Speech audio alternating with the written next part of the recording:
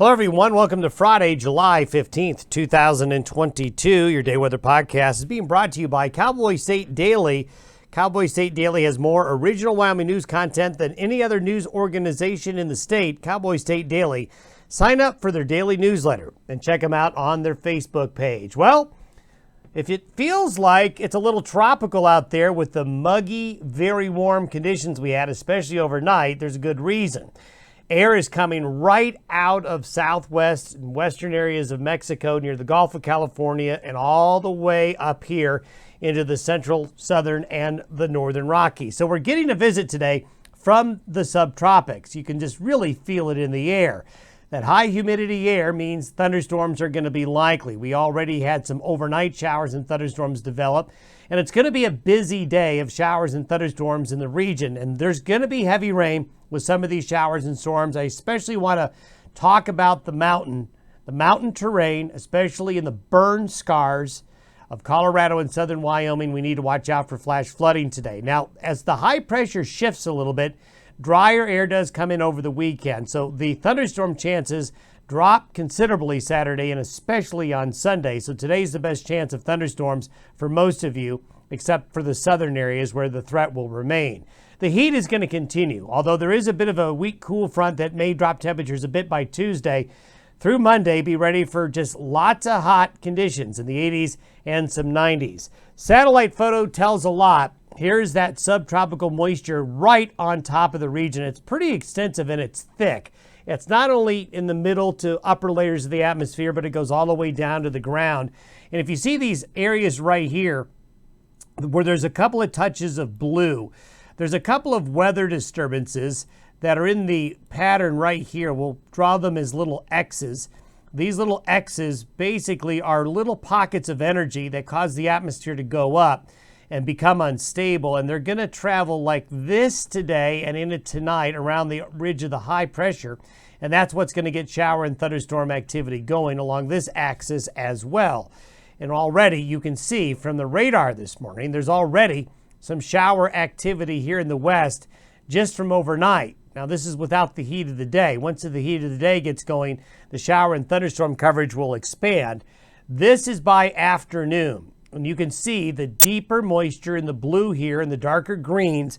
And notice that over the north central mountains of Colorado, southern Wyoming, back into the Wasatch here, there's just a lot of very deep moisture. So there's going to be relatively slow moving, heavy rain producing thunderstorm potential in these areas. Now, this is for this afternoon. This is for Saturday morning. So what I'm showing you here is this axis of moisture overhead could mean there will be overnight showers and thunderstorms tonight into early Saturday morning in these green and blue areas. It's not common that we get overnight showers and storms, but we could see that tonight in this area I just highlighted. Here's the thunderstorm pattern by afternoon, showing the potential lightning strikes by mid to late afternoon and evening. I think there's going to be more here than what the model is showing. This is the highest risk of severe weather today. Montana, northeastern and northern Wyoming, and the western Dakotas. That's where the thunderstorms could be producing really strong winds and larger hail, while the rain threat down here is with the heavier rain. The National Weather Service in Utah, Colorado, and Wyoming has flash flood watches out in these green areas. So these green areas are into the southern mountains of Wyoming, the Snowy Range, especially the Mullen burn scar in the Snowy Range is an area to watch out for. There's already been some flash flooding in that Mullen burn scar this summer from these heavy thunderstorms, and that could be a concern today, as well as all of the mountainous terrain of northern Colorado and back into the higher terrain of the Wasatch. Again, it's the burn scar areas where the biggest concern will be. Temperatures plenty warm. This is the 7-day temperature forecast anomaly. So this takes us through basically next Friday. So it's going to be pretty warm with the center of the heat certainly down into the southern plains here, at least relative to average. And you can see as we show you what the high pressure ridge is going to do over the coming days.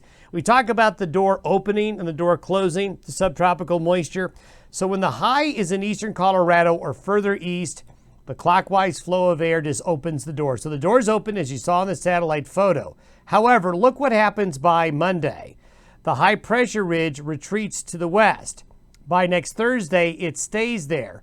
So what this is going to do is limit the thunderstorm chances after this weekend. It doesn't mean they're going away. There just won't be as much as like what we're going to see today. However, by next weekend, we start to see that high pressure shift back to the east again. So the door is open to that subtropical moisture again coming up from the south.